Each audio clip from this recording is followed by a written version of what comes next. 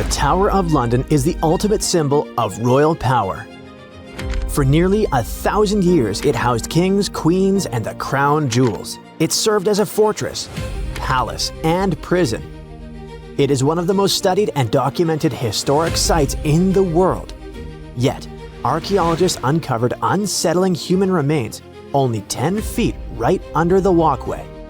Who were these people, and how did they stay hidden for so long? The Tower of London sits on the River Thames, in the heart of London. It's a true medieval castle with thick, well-preserved stone walls, armored gates, and watchtowers like you only see in movies. It was built almost a millennium ago, when William the Conqueror took control of England. He needed a fortress to lock the city down and send the message: the new king is here, so better behave. The entire castle complex covers 18 acres, which is about the exact size of the White House grounds. It still keeps and displays the crown jewels under guard. The Citadel was also a high-security prison for centuries, holding high-profile prisoners locked away. But it wasn't just a prison for humans. For centuries, the tower was a royal zoo filled with lions, elephants, and leopards. The King of Norway even sent a polar bear, which was allowed to swim in the Thames on a long leash to catch fish. One of the biggest attractions is the White Tower, a massive stone keep. Rising about 90 feet, it had been the tallest building in all of London for hundreds of years. Kings famously whitewashed the stones to make them gleam. It stood out like a blinding beacon above the dark, muddy city. Another must-see spot is the Chapel of St. Peter ad Vincula, the tower's historic church. It served as the final resting place for famous prisoners and nobles alike. It was just outside of this very chapel that archaeologists made a chilling discovery. The mystery started in 2019 when a routine check uncovered 2 burials. When archaeologists returned to dig some more in 2025, the situation grew from unexpected to, hey, what is going on here? Over 20 skeletons were packed into the soil, mixed with fragments from older burials, proving this spot had been used and reused many times before. These graves span centuries, from the 1200s to the 1600s. So we're not looking at one tragedy. It seems to be a place that kept getting used again and again throughout medieval London. One situation feels like it's from a horror movie. A cluster of at least 6 people from the 1300s that looks unusually messy compared to the others. The timing lines up with the era of the Black Death in London, so this group could be plague-related. But researchers are careful with conclusions for now. On the other hand, some graves look the opposite of rushed. They look expensive. Several people were buried in coffins. In one case, the wood had rotted away completely, leaving behind a perfect shadow of a coffin stamped into the clay. The report says this coffin shadow likely held a juvenile buried in the 1200s. Then there's the chapel itself that might give us some clues. The current building is basically the newest version on this same spot. It's possible that there were 3 or 4 earlier chapels here, and the dig even exposed lost walls and an old floor surface deep down. But what else can we learn about these people?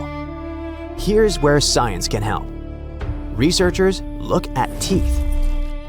Your adult teeth form when you're a kid, and they lock in chemical traces from the water you drink and the food you ate. It basically creates a permanent record of where you grew up. So the team analyzed 2 specific skeletons. The first one seemed wealthier. The chemistry suggests they might have grown up in Wales and moved around a few times. They even had traces of a high-sugar diet. That was a huge luxury back then. The second person had a totally different story. Their bones showed signs of chronic stress and a much harder childhood. So these were 2 people from opposite ends of the social ladder. One rich and the other not so much. But they both ended up near each other to be discovered centuries later. Millions of people visit the Tower of London every year. They take selfies and walk the grounds, totally unaware that they might be standing on top of massive tombs. And that forces you to ask the obvious question: If a place this famous can hide ancient graveyards, what else is out there? Because the tower is definitely not the only landmark keeping secrets. In 2019, the fire at Notre Dame forced a massive rebuild. That construction forced workers to lift parts of the floor and reveal a spooky secret. Several tombs hiding two human-shaped lead sarcophagi, sealed like metal time capsules. And inside, there were details that shouldn't survive: fabric, hair, and even leaves that were left on the head. This stuff points to an important person. It sounds unbelievable, but they managed to identify the person as Antoine de la Porte, a church official who passed away in 1710. The second coffin became its own mini detective story. Scientists nicknamed the man inside the Horseman because his bones showed signs of riding for years. Some new analysis suggests that he could have been Joachim du Bellay, a well-known poet from the 1500s. So, we have secret graves in London and Paris. That part almost makes sense. These are old, crowded cities where people have lived for centuries. But there's one place on Earth where history wasn't supposed to happen at all: Antarctica.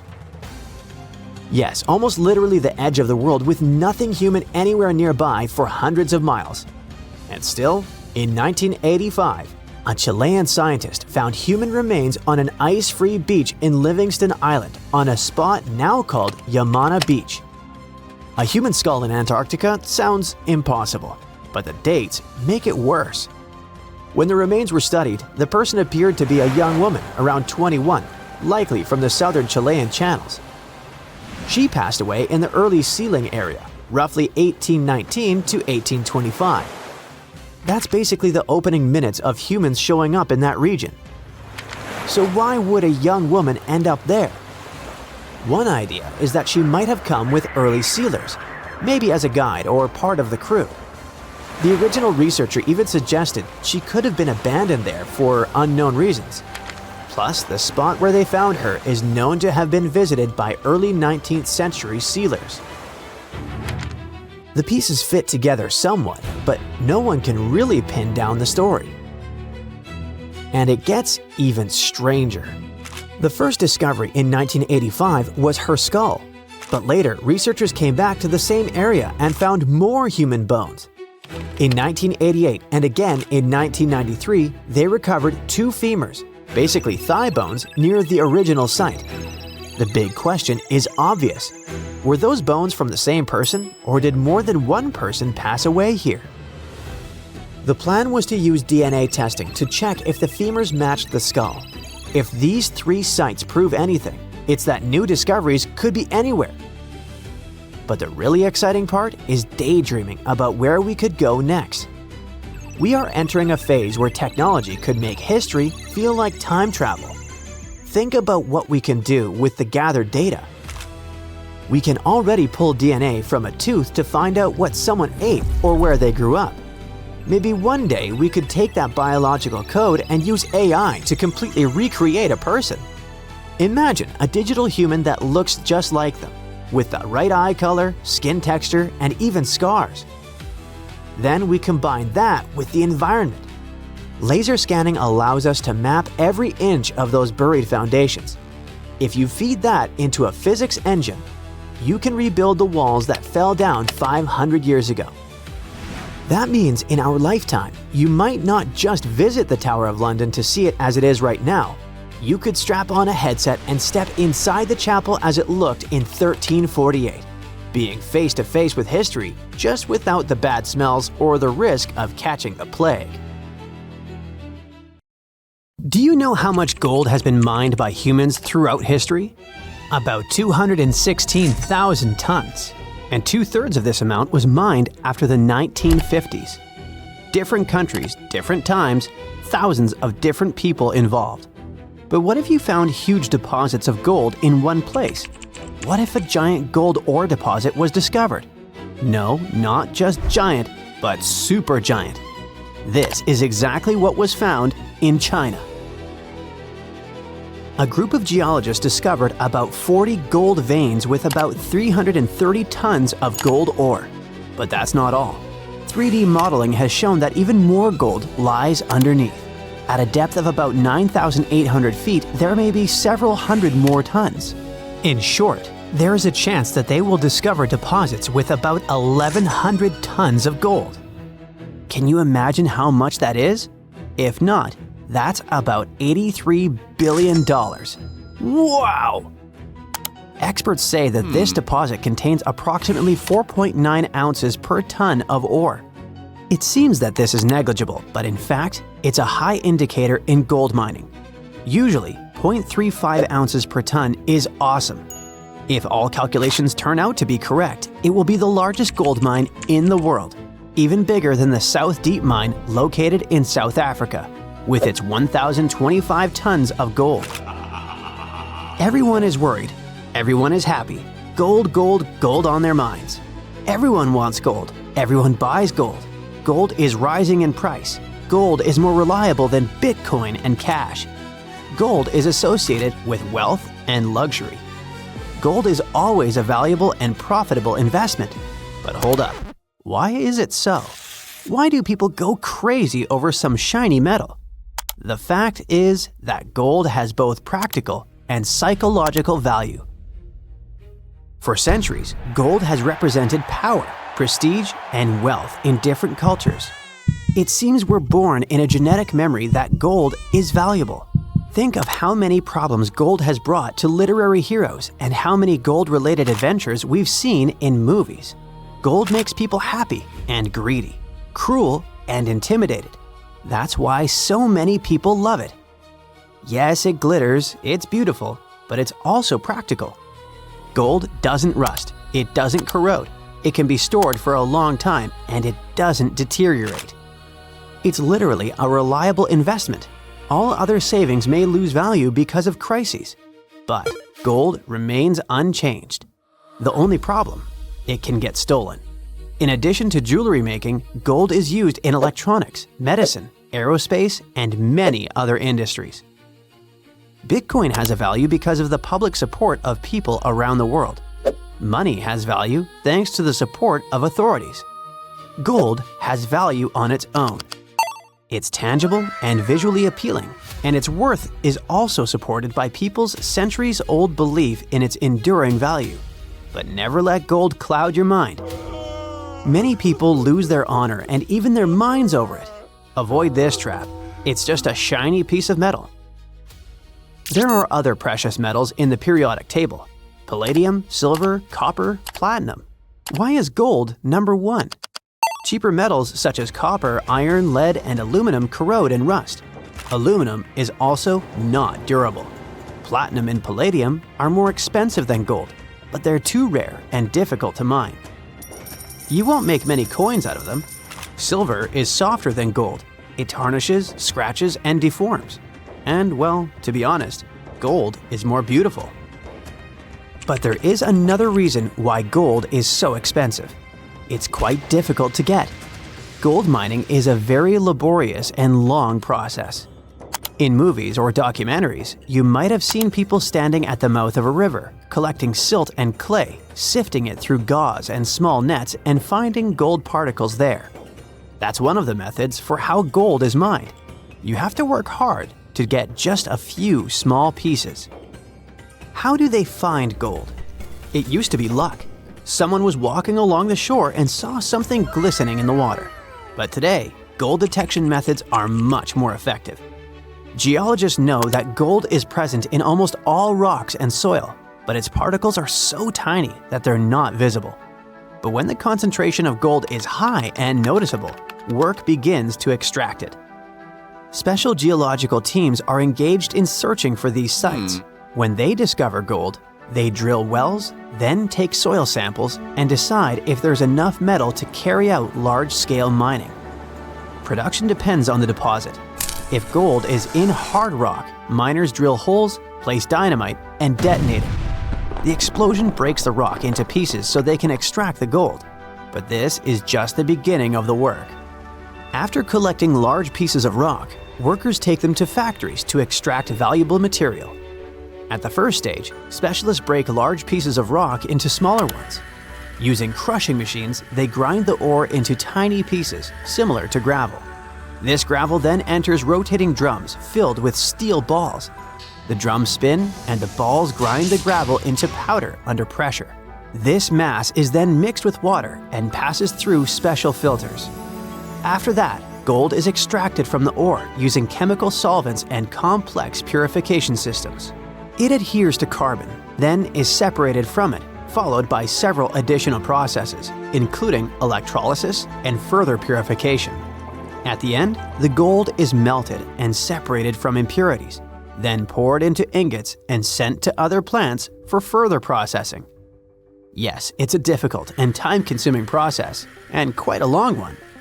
And it's not always profitable.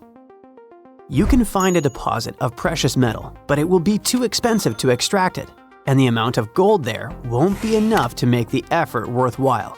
Only 10% of the world's gold deposits contain enough precious material to pay back for its extraction and processing. There are many areas filled with gold. Do you know how many of them are suitable for productive mining? Less than 0.1%. So this is probably another reason why gold is so valuable. But is there any other material that causes a lot of excitement?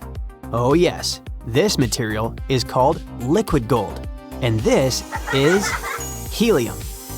That's the gas used to inflate balloons, but this is not its main value. Helium is capable of reaching ultra-low temperatures, is superconducting, and is lightweight. Helium is used in medicine for diagnostics. For example, for magnetic resonance imaging. Helium cools nuclear reactors and maintains rocket fuel temperatures during launch. Divers breathe a mixture of helium and oxygen during deep dives to avoid diseases associated with pressure changes. Helium is crucial for the modern world. Another precious material is graphene.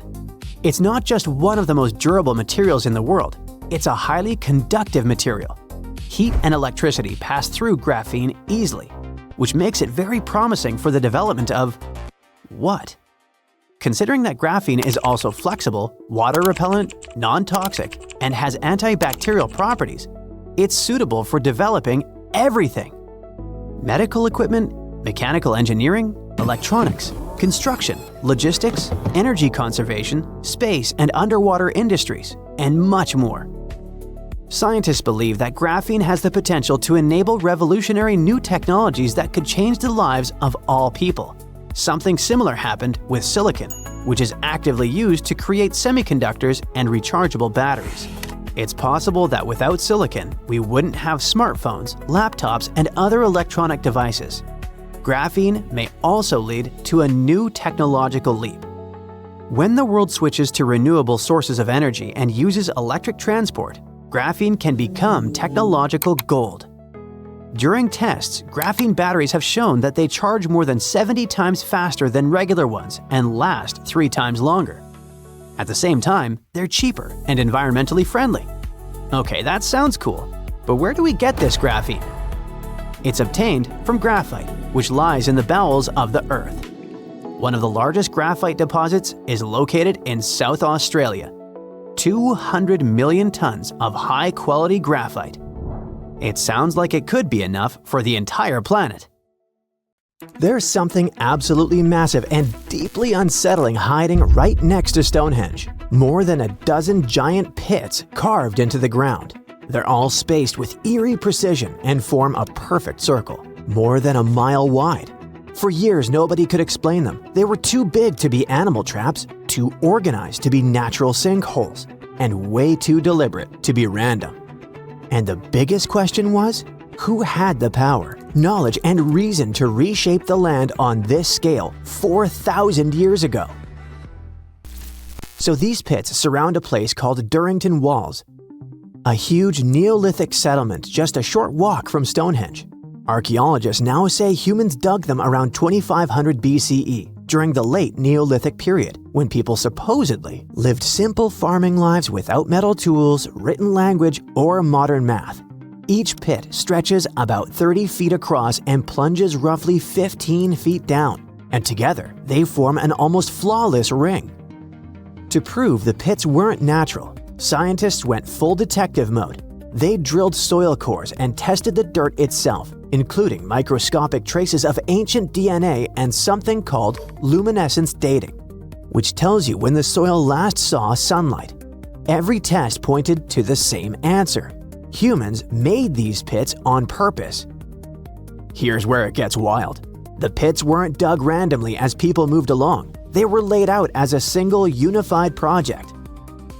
That means Neolithic builders had to visualize a massive circle, measure distances across open land, and coordinate teams over a huge area without any GPS, drones, or even aerial maps. All they had were people, ropes, wooden tools, and shared knowledge. So why would they invest so much effort and do this? Archaeologists think the pits formed part of a ritual landscape, not a practical one. Durrington Walls already looks like a place where people gathered for ceremonies, feasts, and seasonal events. The pit circle may have marked a sacred boundary. It could have separated ordinary land from a spiritually charged space. Some researchers think the pits symbolized a border between the world of the living and the underworld. The scale of the structure is pretty impressive. It may be one of the largest prehistoric monuments ever built in Britain, even bigger than Stonehenge itself when you look at the total area. And unlike Stonehenge's towering rocks, this monument stayed invisible for thousands of years, quietly hiding under the grass. Generations walked over it without knowing they were standing inside a gigantic ancient design. For a long time, we underestimated ancient people. We imagined them reacting to nature instead of shaping it. But discoveries like this keep proving that wrong. The builders of Durrington Walls didn't just live in the landscape, but engineered it. They thought in terms of geometry, symbolism, and long-term meaning. And this isn't the only case. All over the world, thanks to new technology, scientists keep finding proof that ancient humans worked on massive scales with shocking precision. In the Amazon rainforest, researchers found traces of 2,500-year-old cities hiding beneath the jungle canopy. Scientists spent more than 20 years exploring the area on foot before technology finally cracked the case. The LiDAR technology, which is like X-ray vision that surveys a landscape using lasers to digitally peel away the jungle, scanned a massive area of over 100 square miles. It helped to spot more than 6,000 rectangular earthen platforms, which are likely used as homes or public buildings. They also found agricultural terraces, drainage systems, and carefully shaped farmland. This wasn't a random settlement. It was well planned. At least 15 distinct settlements appeared, all connected by wide, straight roads that cut cleanly through the landscape. These roads didn't follow rivers or slopes as you'd expect. They crossed each other at perfect right angles, forming a grid. The researchers believe people from the Quillamope and Upanu cultures lived there between about 500 BCE and 300 to 600 CE. They farmed corn and sweet potatoes, reshaped the land, and built a system that lasted for centuries. Discoveries like this prove something huge. Far more people lived in the Amazon than scientists ever thought. Tens of thousands, maybe even hundreds of thousands. And they didn't just survive there, they engineered the landscape. Just like at Durrington Walls, the real story hid in plain sight until technology caught up. Then there's Peru, with one of archaeology's biggest headaches, the Nazca lines. These gigantic designs of animals, plants, and geometric shapes stretch across the earth like an ancient message, so huge that only birds or satellites can see them properly.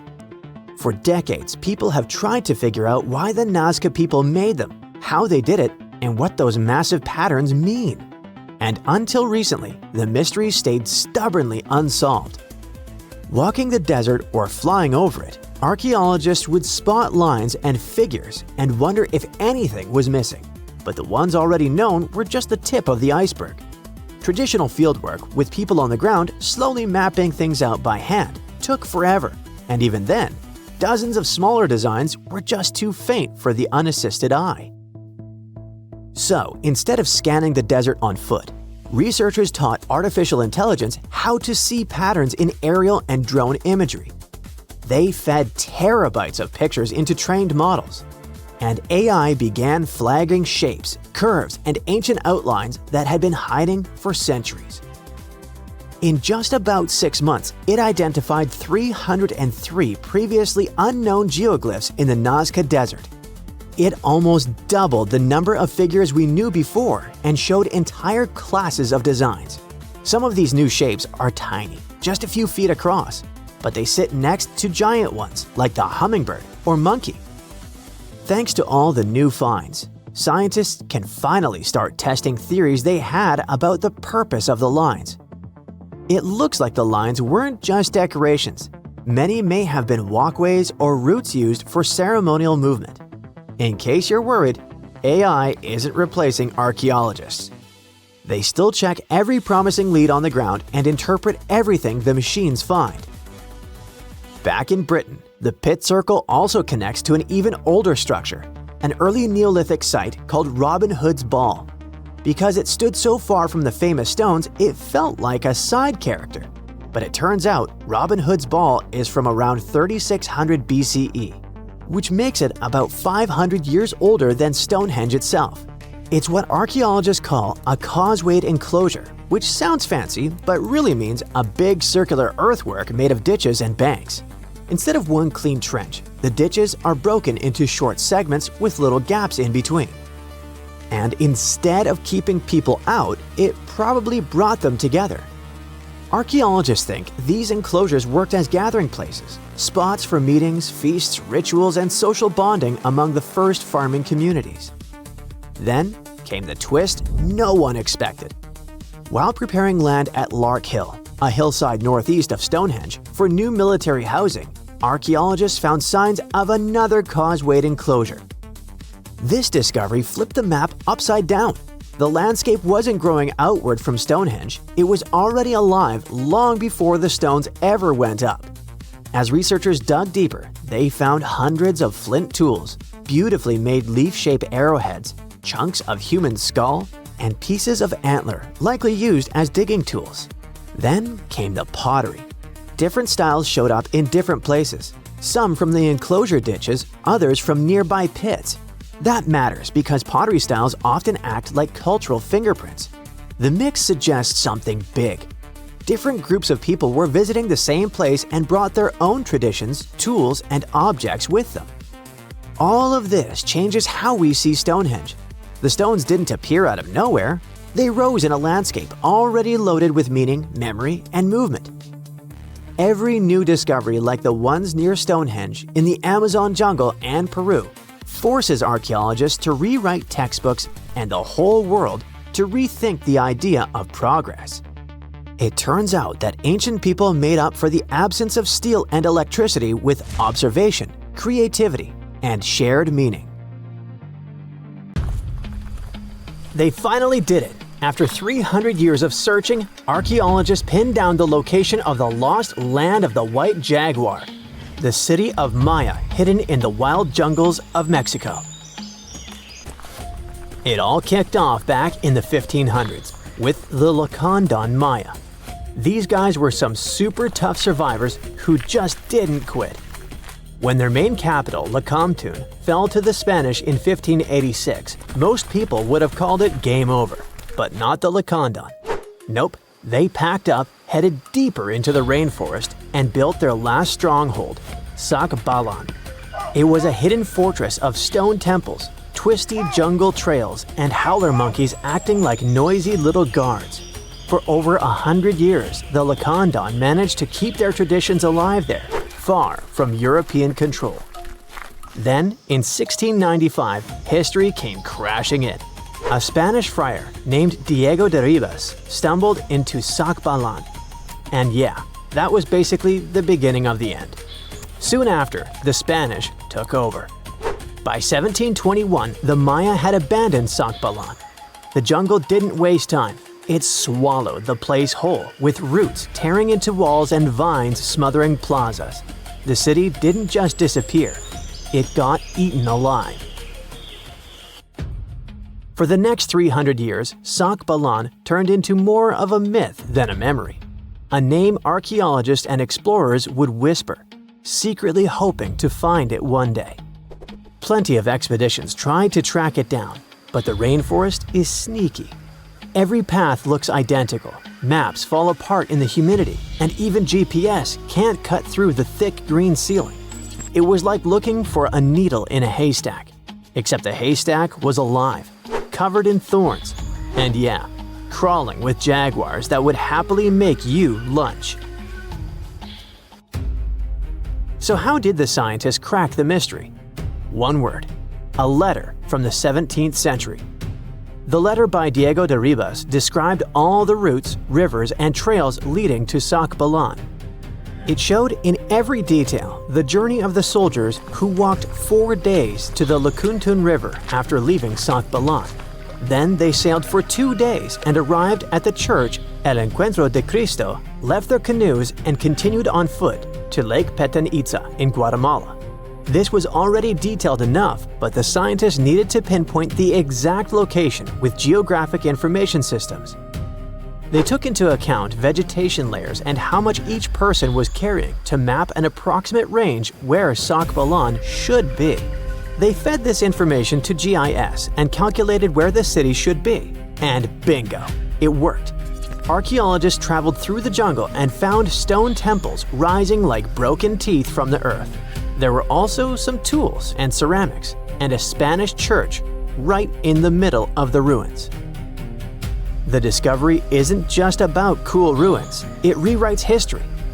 For decades, people assumed the Lacandons simply scattered after Lakamtun fell, but Sakbalan proves they regrouped, fought, and preserved their culture for over a century more. It's like discovering the final chapter of a book we thought ended too soon. There's also irony here. The Spanish friar who revealed Sakbalan helped doom it. Yet his letter, centuries later, also helped save its memory. Today, the ruins sit inside a biosphere reserve, protected by the same jungle that once hid them. Tourists can't just waltz in. It's raw, tangled, alive. The city breathes again, but on its own terms. Scientists just uncovered another lost city, buried under the thick jungles of Mexico.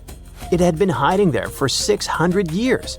The place is called Guiengola, and it's massive, about 360 hectares with more than 1,100 buildings, 2.5 miles of defensive walls, its own network of roads, and a super organized city plan. Because it was so deep in the jungle, you'd never realize how huge it really was unless you spent years hiking through it. But modern tech swooped in to save the day, using LiDAR, a kind of laser scanning tool. Researchers flew over the site, and in just 2 hours, they had a full 3D map of the entire city. Guiengola was built sometime between 1350 and 1521, back in pre-Columbian times, and it used to be buzzing with life. It was a major hub for the Zapotec people, who had been around in the region since about 600 BCE. Families there lived in homes with big central patios surrounded by rooms, and as they got new members, they just add more rooms and stretch their houses out. They even used the mountains around them as natural walls and channeled mountain water for drainage. A lot of their buildings are still standing, which is wild considering how much time has passed. By the late 1400s, the Zapotec were real powerhouses along the Pacific coast. They even fought off the Aztecs, who were constantly trying to expand. At Guiengola, they survived a brutal 7-month siege. But even though hiding in the mountains kept them safe, it wasn't perfect. They didn't have enough fresh water or farmland to feed everyone. Just 12 miles away, the smaller city of Tehuantepec had what they needed. So the Zapotec moved there right before the Spanish arrived in 1521. What the scientists have seen so far is just scratching the surface. That LiDAR scan revealed more than 1,000 buildings, and archaeologists are planning years of research to figure it all out. Instead of digging everything up and risking damage, they'll use advanced scanning tech to keep studying the city safely. Alright, now let's hop across the world to Egypt. where archaeologists stumbled on a whole lost city called Imet, tucked away in the eastern Nile Delta. The place was buried under layers of mud, water, and time, hiding in a swamp that's been shifting and changing for thousands of years. Scientists first noticed it from way up high in faint little clusters of mud brick foundations in satellite images. The shapes looked shaky and ghost-like, but too neat to be natural. So they followed the patterns down on the ground, started digging, and the city started coming back to life. They found multi-story tower houses, basically mini skyscrapers of the ancient world. They had multiple floors, thick foundations, and could handle some serious weight. That kind of vertical living is super rare in Egypt, especially outside the Nile Delta. It showed that people in Imet weren't just spreading across the land, but stacking upward, which means the city was packed, carefully planned, and way more urban than anyone thought for that time. And it wasn't just fancy housing either. Archaeologists also uncovered a grain processing center with paved work areas, animal pens, and organized spaces for food production. Clearly, this was a city with a real economy running behind it. Not far from there, they spotted a ceremonial road that once led to a temple for Wadjet, Imet's patron deity. But later on, other buildings got plunked down over the road, which shows that Wadjet's worship faded over time. Still, the ruins coughed up some amazing relics, a green faience little funerary figurine, and a stela showing Harpocrates perched on crocodiles and gripping snakes. He was the Greek spin on Horus, deity of silence, secrets, and the newborn sun. And there was even a bronze sistrum, an ancient Egyptian musical instrument decorated with twin heads of Hathor.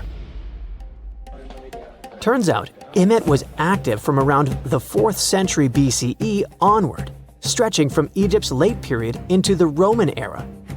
Its location along trade routes made it a magnet for merchants and pilgrims visiting Wadjet's temple. So it wasn't just hanging on, it was thriving, connecting, trading, and adapting with the times. And this isn't just another dusty ruin. Imet is giving us a window into everyday life, religion, and urban planning in the Delta, which we've always known way less about compared to the big pyramids and tombs. Hey, I bet you didn't know that trees used to grow in the middle of Egypt's barren, sun-roasted Sinai desert. It's true. If you can't picture it, I don't blame you. But archaeologists have recently stumbled upon a tree-lined boulevard. Yep, an actual green avenue, leading to a massive ancient fortress. No, this isn't some mirage or an overactive imagination, although I do have one. But it's turning our ideas of ancient Egyptian desert life upside down. Let's rewind a bit. The site in question is called Tel Abu Saifi, located in the northern part of the Sinai Peninsula. For a long time, it was known as a dusty archaeological footnote, the home of ruins from the Ptolemaic and Roman periods. You know, the era after Alexander the Great swaggered through Egypt and the Roman Empire called dibs. But recently, Egypt's Ministry of Tourism and Antiquities decided to give it a fresh dig. And what they found out turned to be more than just a forgotten outpost. We're talking about a full-on military fortress with defensive trenches, paved roads, lime kilns, barracks for soldiers, and even room for their families. A whole bunch of living quarters right in the middle of a desert doesn't feel very homey until you remember our star, the unexpected Green Avenue. This road was over 300 feet long and 36 feet wide, as long as an American football field, paved with limestone slabs and lined with more than 500 clay planting pits. These weren't for show, they held actual trees, creating a shaded tree-line entrance straight to the fortress. Imagine walking through that, the sun blazing overhead, and suddenly, blessed shade. Ooh. Now, that's not just a grand entrance, that's an ancient red carpet, or maybe a green one. But this wasn't about curb appeal. The existence of hundreds of trees in a desert landscape over 2,000 years ago tells us something big. You see, the Ptolemaic Egyptians weren't simply good at building monuments, they were also masters of water management. In a place where rainfall is rarer than a selfie with a pharaoh, they somehow found a way to grow rows of trees. Now, let that sink in. To irrigate that many trees in a desert, they must have had a sophisticated irrigation or water transport system, something capable of moving and distributing water efficiently in this harsh climate. Maybe they channeled groundwater, or maybe they captured seasonal rain, or maybe ancient sprinkler systems. Okay, maybe not that fancy. But still, it's clear they were ahead of their time.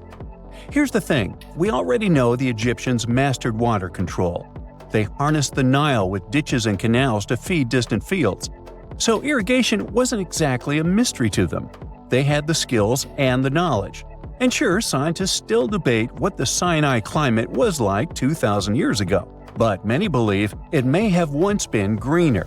After all, take one look at those dramatic mountains and rocky landscapes, shaped and sculpted as if by brute force of ancient rivers. And it's hard not to think that water once played a bigger role out there. Plus, archaeologists have found tons of evidence showing that Ptolemaic Egyptians cultivated fruits, vines, and trees on a large scale. In other words, growing a forest in a desert might feel wild to us, but to them, it was just another Tuesday. And now, this green avenue is making archaeologists wonder, what if similar irrigation systems were used elsewhere, say for transporting the enormous stones used to build the pyramids? There's already a theory that ancient rivers or human-made canals helped move those stones. And the Tel Abu Saifi discovery? Well, it might just be the missing puzzle piece. This isn't just a dream. Back then, rivers were like highways, power grids, and cargo trains of the ancient world, all rolled into one. Egyptians used them for everything: irrigating crops, trading goods, powering industry, and even mobilizing for war. If you were doing something important, odds are it involved a river. But wait, it gets even better. Excavations revealed deep defensive trenches, like ancient moats, dug more than 6 feet deep around the fortress. Those weren't just muddy ditches. They were part of an elaborate defense system designed to be filled or bridged to control access. Think of it as ancient Egypt's version of a retractable security gate, minus the hydraulics. And while the trenches were keeping intruders out, life inside the fortress was bustling. Remember how we said archaeologists had found military housing units? It turns out soldiers might have lived there with their families. So this wasn't just a barracks, it was a thriving community, with meals, routines, kids playing, and probably a whole lot of ancient gossip flying around the dinner table. In addition to all the military stuff, researchers found 4 massive lime kilns used to produce quicklime, an essential ingredient for making construction mortar. These kilns are a big deal because they suggest that during the later Roman period, Tel Abu Saifi turned into an industrial hub. It was like the Home Depot of ancient Egypt, churning out materials to build and repair buildings. But here's where the plot thickens. Underneath all of this, beneath the roads, the trenches, the kilns, archaeologists found the corners of an even older structure, a mystery building. Could it be the remains of a third, much older fortress? Or an ancient cemetery or lost city? Nobody knows yet, but one thing's clear, this story isn't over. Honestly, this might be the coolest archaeological cliffhanger of the decade. So, what does this all mean? Well, for starters, it challenges everything we assumed about desert life in ancient Egypt. For the longest time, deserts were thought of as natural barriers, dry, deadly, and empty.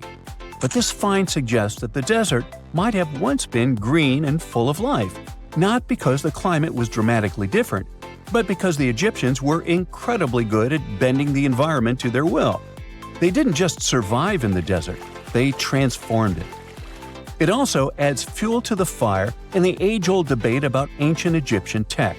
If they could build a fortress with tree-lined roads, moats, irrigation, and industry in the middle of the Sinai, is it really such a stretch to imagine they could engineer water channels to move pyramid stones? Forget the Ancient Aliens TV show. Sure, it's entertaining, I'll give you that, but it makes us forget something crucial. Those people were brilliant. A lot of what we call modern technology is recycled ancient ingenuity. And who knows how much knowledge we've lost over time. Meanwhile, the dig continues. Scientists are now mapping the entire Tel Abu Saifi site, trying to piece together how all the structures connect. Some want to analyze soil samples to find traces of old tree roots and maybe even figure out what kinds of trees once grew there. Imagine if they were date palms. We might be looking at the world's oldest snack lane. You already know that the implications of the discoveries don't stop with history books, right? This kind of discovery has modern relevance too. Our world is going through a lot of change, with crazy weather and huge heat waves. So maybe we should be asking, what can we learn from ancient civilizations that once made the desert bloom? If nothing else, Tel Abu Saifi reminds us that the ancient Egyptians were more than just pharaohs, pyramids, and mummies. They were visionary planners, eco-architects, and straight-up problem solvers. They didn't wait for nature to hand them what they needed. They engineered it. And thanks to discoveries like this, we're getting a clearer picture of just how advanced and, frankly, how cool ancient Egyptian civilization really was. So next time someone tells you deserts are just empty wastelands, you can hit them with this fun fact. Over 2,000 years ago, in the heart of the Sinai desert, there was a fortress with a tree-lined avenue, moats, military housing, an industrial center, and even a secret underground structure. Take that, sand dunes! Who knows what else is still buried out there, waiting to rewrite history? The Sahara Desert is like a Mad Max movie. Scorching heat, endless dunes, and an overall barren wasteland. A place where no one could live, right? Well, forget all you know about it. Because 5,000 years ago, the Sahara was a lush paradise of grasslands, lakes, and rivers, and the home of a ghost civilization that vanished without a trace. Our tale begins in the 1930s, when a Hungarian explorer stumbled upon a cave in the middle of the Sahara. Inside, he found something bizarre: ancient rock paintings of people swimming in a lake, surrounded by giraffes, hippos, and crocodiles.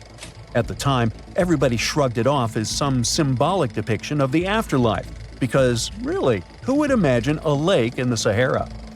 Well, fast forward some 70 years later, when a group of archaeologists made a discovery that flipped the script. In a rock shelter in Libya, they unearthed 15 mummies, along with baskets, ceramic pots, and other everyday items. This may look like prehistoric junk to most people, but to archaeologists, it was like uncovering a key piece of evidence. Those people weren't just passing through, they lived here. You see, those weren't just any mummies. They were some of the oldest naturally mummified humans ever found, dating back over 7,000 years. Take that, Egypt! 2 of them still had readable DNA, preserved thanks to a rare natural mummification process, almost a miracle considering the Sahara's climate's ability to turn everything into, well, beef jerky. Scientists struggled to understand where those mummies came from for a while, because the mitochondrial DNA they recovered was not helpful at all. But thanks to scientific progress, they eventually managed to do a full genome analysis that revealed some weird secrets. Those people belonged to a human lineage that was completely unknown, and they lived isolated from the rest of humanity for thousands of years. For decades, researchers assumed that the place where they lived, the Green Sahara, was like a prehistoric highway, a lush corridor that humans and animals used to migrate between sub-Saharan Africa and the Mediterranean. But the mummies demolished that theory, like a hippo sitting on a sandcastle. Their DNA showed zero genetic mixing with sub-Saharan and Eurasian migrants, keeping their genes pure for 7,000 years. Their closest genetic relatives weren't their neighbors living right below the famous desert, but some ancient hunter-gatherers from Morocco, and even some guys that lived in the Czech Republic, when it wasn't even a country yet, 50,000 years ago. We're not out of the woods yet, because those mummies also carried some teeny-tiny traces of Neanderthal DNA, just 10% of the amount found in modern Eurasians. Now, if you paid attention in school, then you know that Neanderthals lived in Europe and Asia, and early humans only mixed with them after migrating out of Africa. But those Green Sahara folks never left Africa. So how did they get Neanderthal genes? The leading theory is that their ancestors mingled with Neanderthals in North Africa 50,000 years ago before settling in the Sahara and cutting off contact with the outside world. Archaeologists also found cattle bones and tools made of stone and wood at that rock shelter, proving that those people led a thriving pastoral lifestyle. This discovery made scientists scratch their heads for a while because, you see, animal domestication was not developed in Africa. So how did they learn it if they never mingled with anyone? Did they have ancient YouTube tutorials? Probably not. The researchers believe they must have traded knowledge with neighboring groups, but just knowledge, no saliva. It's almost too hard to believe that no outsiders mixed with them. After all, who wouldn't want to live in a thriving civilization in the middle of a green paradise, drinking milk, eating meat, and even using animal blood as a protein source? Ooh, yummy. They didn't have to hunt for every meal, thanks to their livestock, and the abundant water made life pretty sweet. And yet, they never married outsiders.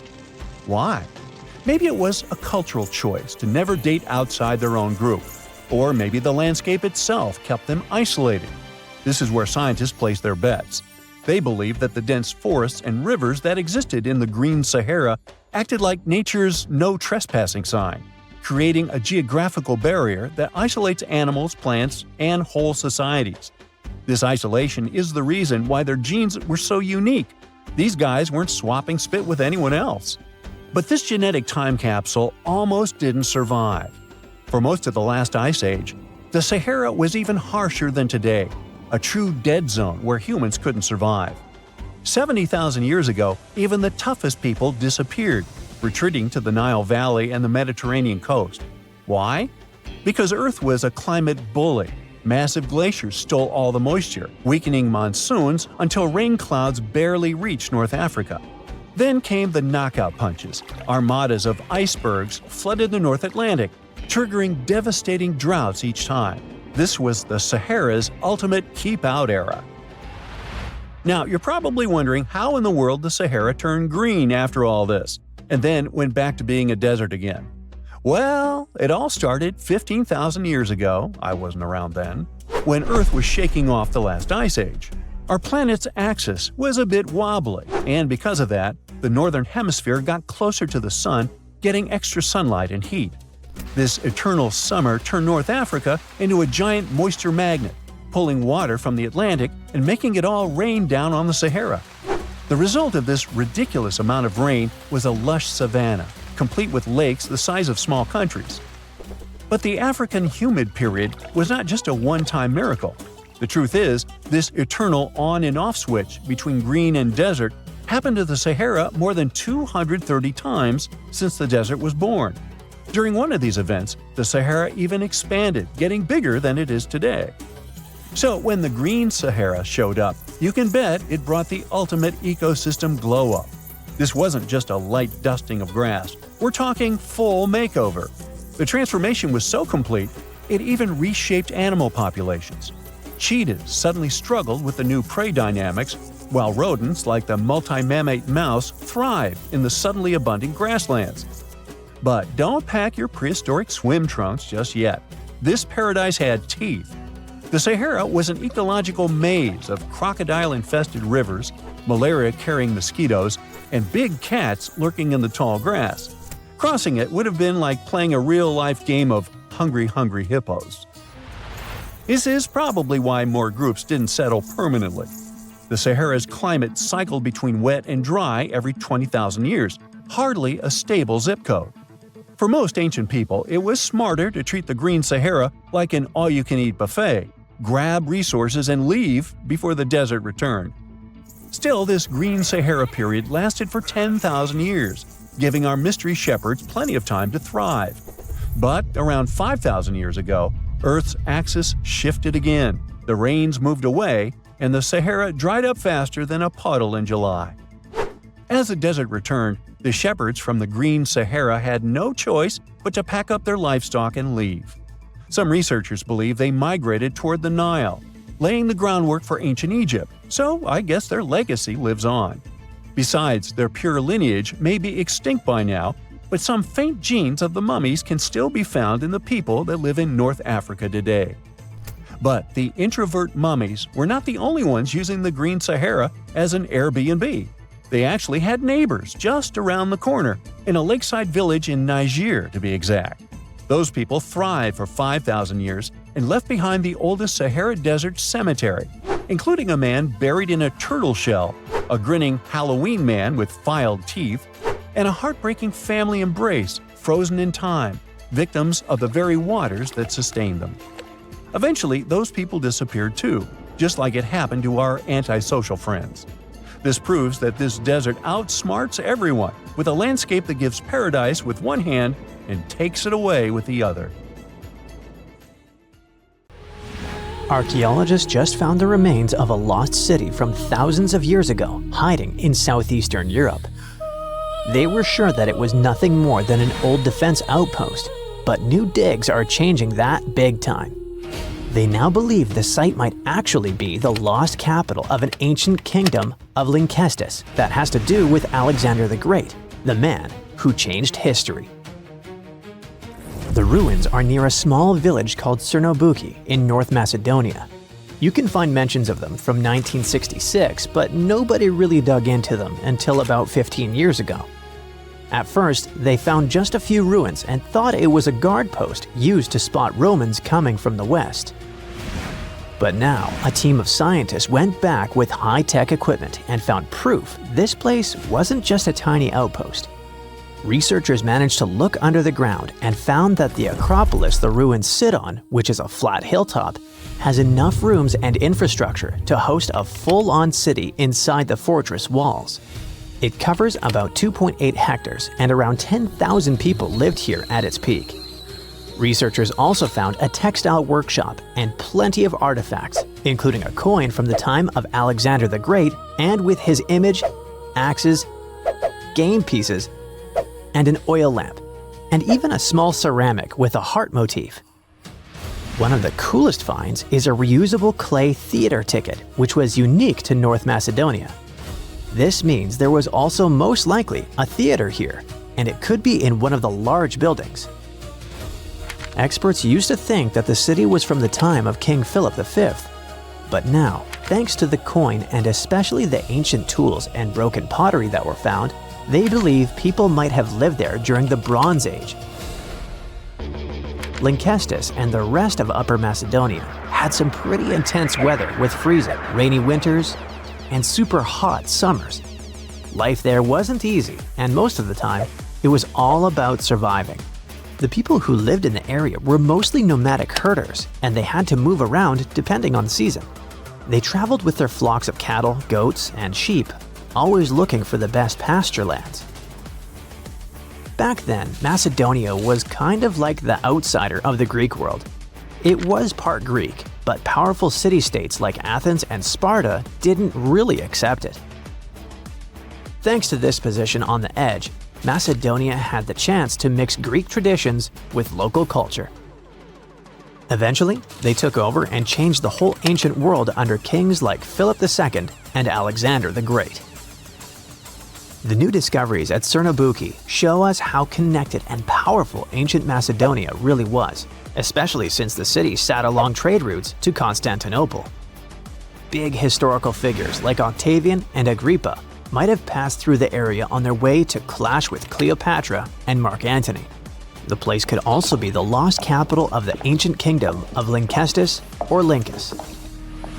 Some experts think that a major city in Upper Macedonia could be where Queen Eurydice was born.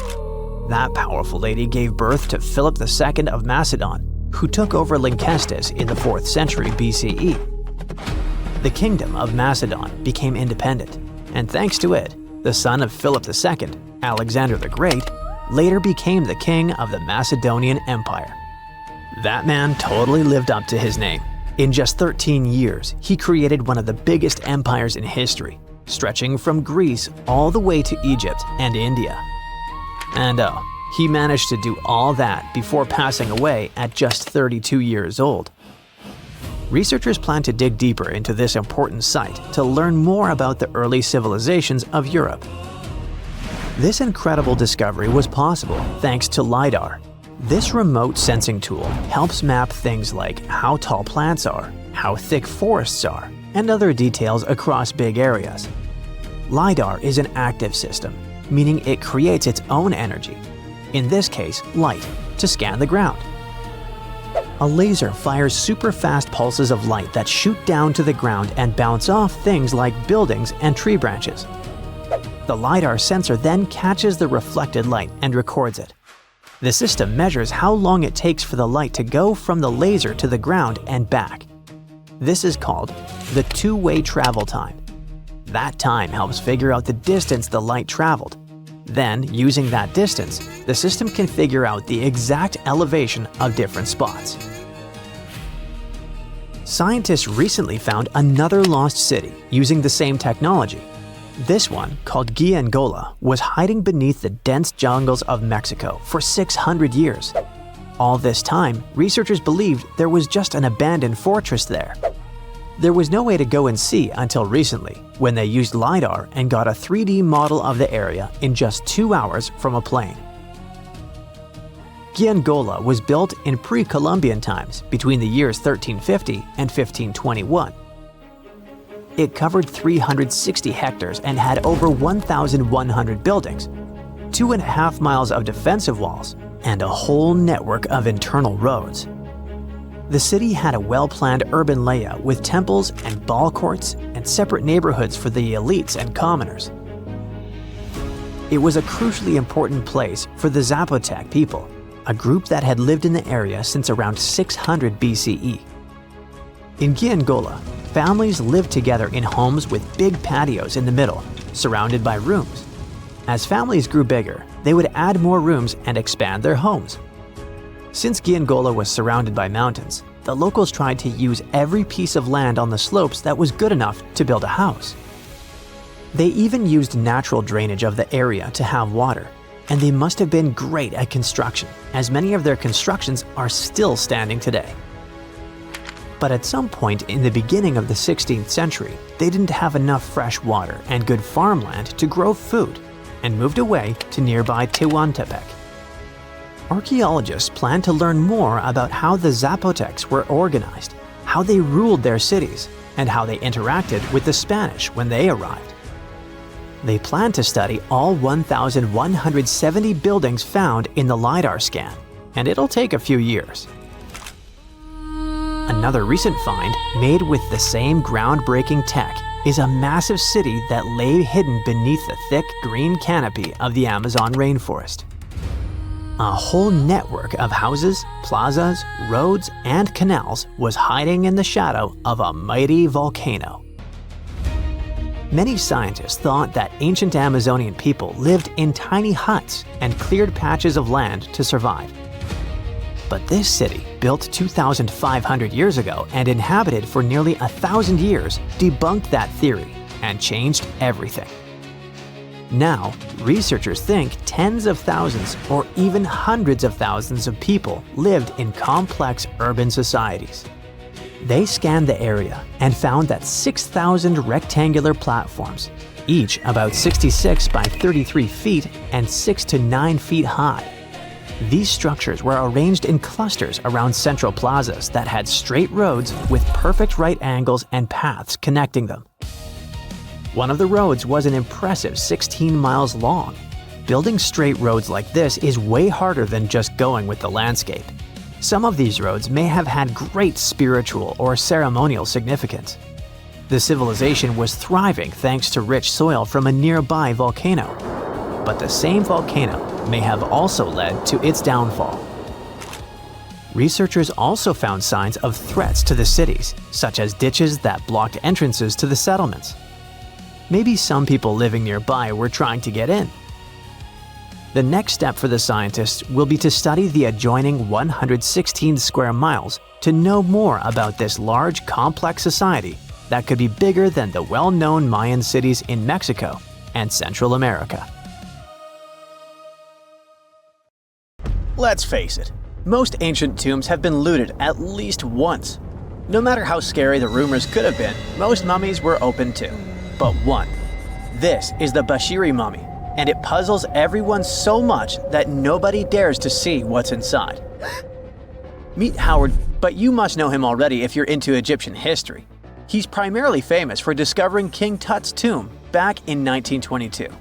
But few people know that before this revolutionary discovery, he had probably found another mummy. It happened in 1919, and it goes by several names, either the Bashiri mummy or the mummy of Pacheri, or the untouchable one. Some reports say that Howard stumbled upon the Bashiri mummy in Luxor's Valley of the Kings, just where he would later find Tut's tomb. Despite this find, not much is known about this particular mummy. The reason why it's still unharmed in any way is not because of some superstitions, but because nobody is sure that they can undo what they do if something goes wrong. The mummy is so intricately wrapped that researchers never unfurled it for fear of irreversible damage. The golden rule of anyone who works with antiquities: if you're not sure you can't make it better or preserve it unchanged, do not touch it. History knows many examples of ancient relics ruined beyond repair, say Ecce Homo, or smiling statue restoration. The delicate fabric that covers the mummy's face has this cool design that kind of looks like a pyramid. The researchers are not 100% sure, but this might be the only one of its kind with that embalming style. But without knowing the ancient technique, it's next to impossible not to ruin the mummy while unwrapping and wrapping it back. Back in the day, people, both experts and looters, would unwrap mummies for all sorts of reasons, mostly to study them. Luckily, these days, we have advanced tech that lets us check out what's inside a sarcophagus without having to unwrap anything.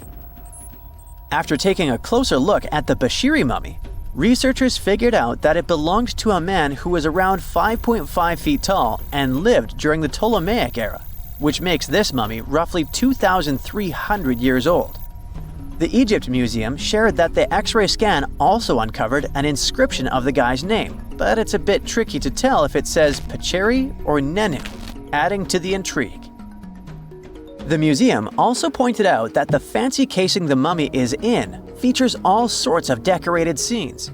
You can see the mummy lying on a bed, flanked by deities Isis and Nephthys, along with the 4 sons of Horus. Plus, there are 2 images of the funerary god Anubis at the feet of the casing. By the way, Bashiri mummy is not the only one that has remained untouched. This is Issa Temkebde, and Gaston Maspero, a French archaeologist, made the decision to leave her mummy untouched, wanting to keep her resting peacefully since she was in such amazing shape. He did mention, though, that her tomb had been raided long ago.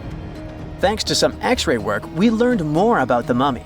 The scans revealed a few artifacts still wrapped up with the wife of a high priest, including amulets around her neck, right arm, and forehead. The X-rays also showed she had some dental issues and arthritis in her knees.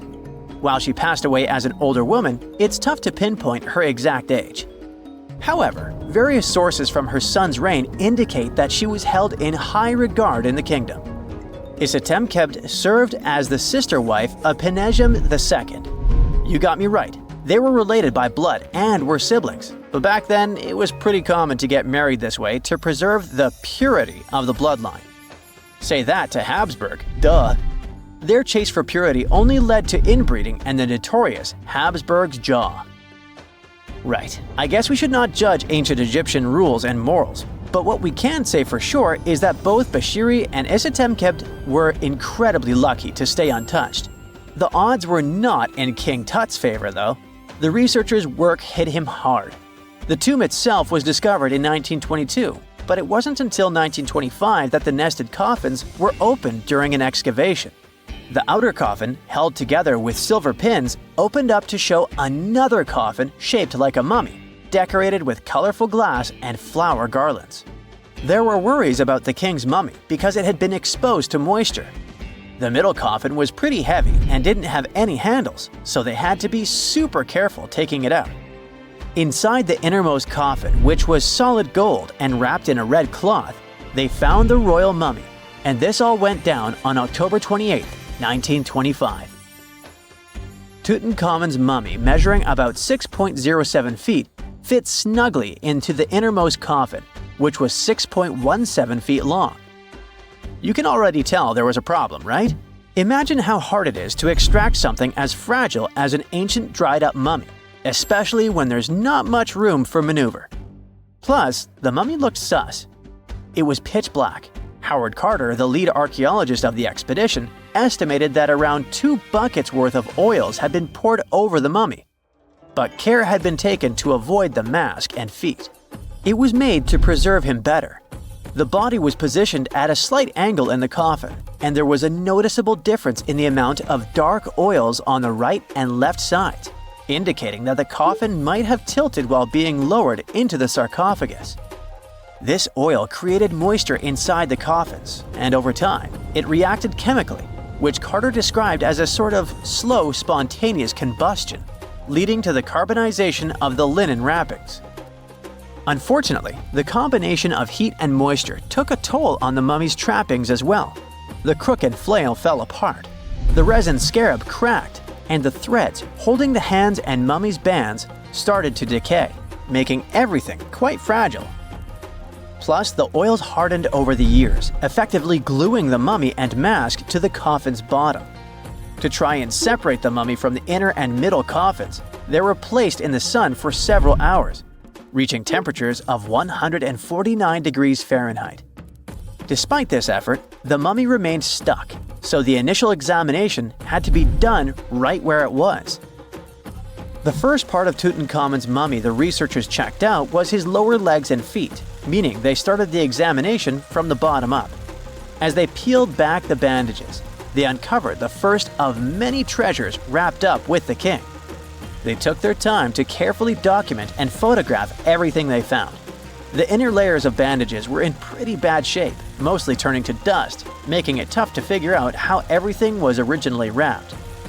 Still, the overall methods matched what was seen in other nobles' mummies from that time. Lots of folded linen pads were used to shape the torso and thighs. The outer and inner bandages were made from fine linen, while the middle layers were coarser. They had some intricate bandaging around the shoulders and chest with a similar style around the groin. Each limb, along with fingers and toes, which were fitted with gold caps, was wrapped separately. Tutankhamun even wore gold foil sandals on his feet. They hoped to separate the mummy from the coffin by removing the outer bandages, but the resins had stuck the body to the coffin. So, the researchers ended up chiseling it out. To do this, they had to cut the torso in half at the hips and disarticulate the arms to continue unwrapping. Each part was treated with hot paraffin wax for stability, and later the hands and feet were reattached with resin. Finally, they used hot knives to detach the head from the mask. To check the teeth, it was decided to make an incision around the jaw and neck, which was later fixed with resin. So technically, the scientists did all they could to preserve the mummy, but still, in a way, it ended up being damaged beyond repair. What do you think? Should they have left it in the coffin? Or did they do the right thing? Let us know in the comments. Okay, what if I tell you that the extraterrestrials we all imagine as little green men may actually look like very normal Earthlings and chill in Europe? This is the Iberian Peninsula, and people living there are under suspicion. Ooh. Here's the reason. Somehow, parts of the most important artifacts that the Iberian civilization called Treasure of Valena are made of metal that simply can't be found on Earth, because it's metal from a meteorite. Now let's tackle this step by step. This is the artifact itself, and it's composed of 59 different objects. Bowls, bottles, and bracelets. Is there a pattern there with all those bees? In total, the find weighs around 20 pounds, of which 18 pounds are 23.5 karat gold. Now, if you're not a metal specialist, I'll clarify it for you right away. For comparison, 23 karat gold is 95.8% pure gold, so 23.5 karat is even purer. The remaining percentage goes to other metals to help add strength and durability to the precious alloy. There was also silver, iron, and amber in that set.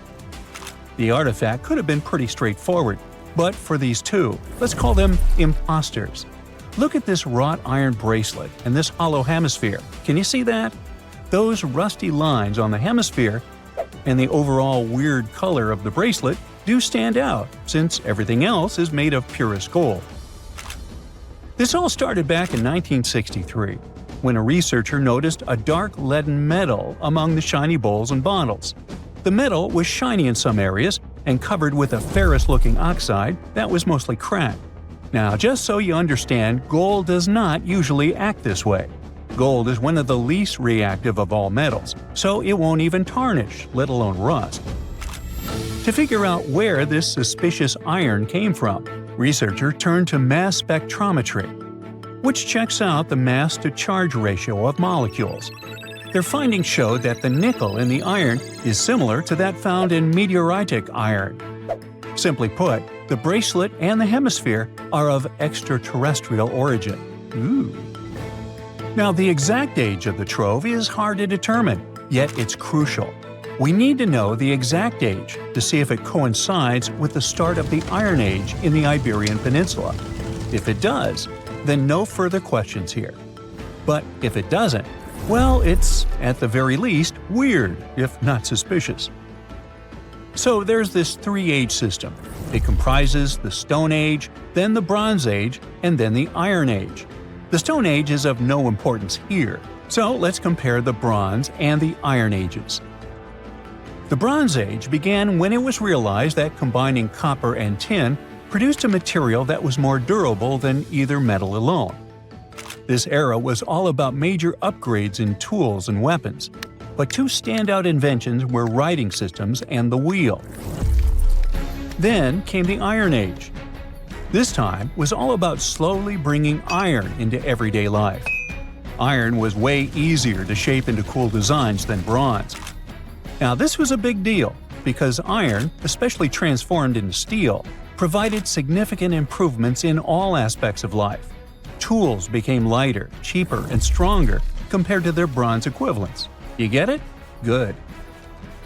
So, researchers have long debated whether the treasure dates back to the post-Archaic era or the latter part of the Bronze Age. The most recent study claims that those artifacts were created in 1400 to 1200 BCE, and something really doesn't add up. First off, the Iron Age began around 500 years after these artifacts were crafted. Plus, ancient craftsmen couldn't know back then how to work with metals that landed on Earth approximately 1 million years ago. And while the dates are really hard to explain, there is a logical explanation for the craftsmanship. The theory here is that those metal workers simply had access to the fallen meteorite, and thus, they could study it well and discover its properties before using it for decorative purposes. They could have figured it out through trial and error, and once they knew exactly how to work with this extraterrestrial metal, they proceeded to adorn the artifacts with it. Plus, there were the Phoenicians, who contributed to their craftsmanship. Now, it's true that the Iberian people have been processing metal and making pottery long before the Phoenicians settled on the peninsula. But the arrival of new metalworking techniques and the introduction of the potter's wheel enabled them to produce better quality goods much faster than before. So, we figured out the extraterrestrial origins of the Iberian artifacts. But guess what? This area is still under suspicion. The reason for that is the language they spoke. You see, for most modern languages people use today, there will always be some proto-language. Say for Italian, Spanish, and French, it's Latin, hence their similarities. But wait, Iberian was largely spoken where modern Spain is, so why isn't Spanish similar to it? Well, the truth is, no language today is similar to the Iberian. Maybe only the Basque language, but it's because of some similarities found in their numerical systems. Basque is classified as a language isolate, or simply unrelated to any other known languages, and the only language isolate in Europe. The Iberian language is unclassified. While the scripts written in it have been deciphered to various extents, the language itself remains largely unknown. And look at the alphabet the Iberians had. Looks like it doesn't really belong to our planet. But hold up, this one might be a bit of a stretch. When the Phoenicians came to the peninsula, they brought along their alphabet to the Iberians. But honestly, the Iberians probably weren't keen on just copying someone else's writing system, so they tweaked it until it looked completely different. Let's just say they took some inspiration and ran with it. While linguists can guess to some extent how most characters sounded, actually translating the language is still completely impossible. The Iberian language was non-Indo-European and faded away over 2,000 years ago. And there aren't any similar languages left to help us out. Super frustrating, right? Yeah. We got over 2,000 Iberian inscriptions from tombs, coins, potteries, lead plates, and even cave wall carvings. But aside from a handful of words, we're totally in the dark about what they mean. Now, if we could understand their language, we might have learned that they were great thinkers and all, but we can only contemplate the works of art they left. Iberian culture has a lot of amazing stuff made by talented artisans. We're talking about not just metalwork and ceramics, but also detailed sculptures, textiles, jewelry, and other personal bling. But here's the catch. Making all those luxury items depended a lot on a big farming class. At the heart of Iberian society, most folks were involved in farming and taking care of livestock. Depending on where you were, the types of farming varied. For example, up in the north, they were all about growing grains, while down in Valencia, they focused on producing olive oil and other agricultural aspects. In the west, raising animals was the name of the game. Still, we don't have much information about the day-to-day lives of the many people doing this essential work. Yet, on the flip side, we know a lot about the upper class of Iberian society, who control these agricultural resources and hire the artisans.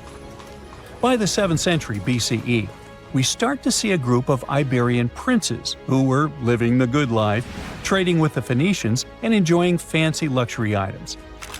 You can spot this elite class in their burial practices. Cremation was the go-to method for funerals among the Iberians, and wealthy individuals were often found in cemeteries with all sorts of lavish goods and funerary sculptures that give us a peek into the fashion and hairstyles of the rich. Interestingly, starting in the 6th century BCE, there was a noticeable drop in the number of recognizable burials, which suggests that these elaborate funeral customs became more exclusive to a small elite. Meanwhile, the fate of the majority, farmers, artisans, soldiers, and laborers, who made up a big chunk of the population, remains a bit of a mystery. It used to be a pretty advanced civilization, but it vanished without a trace. Researchers think it could have been due to some massive earthquake, but so far, we don't know for sure. A Portuguese archaeologist just discovered a bunch of sunken ships filled with gold, including a Spanish galleon with 22 tons of gold and silver. This much gold today is worth about $2 billion, and this is the money from one ship alone. Archaeologist Alexandre Monteiro made this discovery almost by accident. He was studying some documents when he found some information about a ship that went missing in 1615, and he decided he wanted to find it. After many years, Alexandre found not just this specific ship, he actually discovered 8,620 shipwrecks in the waters of Portugal alone. Out of this number, 250 are gold-filled shipwrecks, a discovery that would make any Jack Sparrow shake in his boots.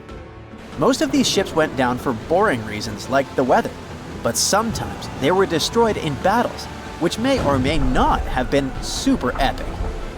They were carrying gold and other treasures from the New World to Europe, and of course, everyone wanted a share. Alexandre had been studying historical shipwrecks for 30 years now, so he has discovered many ships that went down in somewhat glorious ways. In 1816, for example, a ship of one of the richest men in Portugal sank in Australia, with an insane amount of 66,000 silver coins. This was the first ship from Portugal to ever plunge in the waters of Australia. The bad news is that these ancient sunken vessels, filled with riches and epic stories, are not so easy to reach. They're deep down in the ocean and covered by sand. You could still try, but that would be stealing part of a country's history. And you wouldn't want to be that person, would you? Naturally, Portugal was not the only country that explored the seas back then. the coast of Europe is packed with sunken ships filled with gold. In fact, there are about 1 million historical shipwrecks underwater right now, and the treasures abandoned under the sea might be worth around $60 billion. It's an insane amount of money, but let me tell you that these gold-filled sunken ships aren't really worth the hassle. There are many stories of maritime treasure discoveries that turned into insane lawsuits and even long jail time. Our first story starts in 1746, when a violent storm crashed a ship called Prince de Conti near an island in Brittany. The ship was filled with tea, ceramics, and 100 gold ingots. Of course, the owners of the ship tried to save the loot, but if it's not easy now, imagine how it was back in the 18th century. It took more than 200 years for the vessel to be found. It finally happened in 1975, when a group of French men discovered it and decided to take pretty much every valuable thing they could find. Now, I said these things were not worth the trouble for a reason.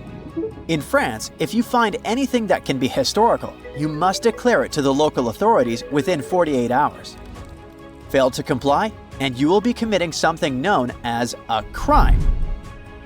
To be fair, our French friends here did declare their findings, but only the corroded cannons from the ship. And the gold? Well, they sold it.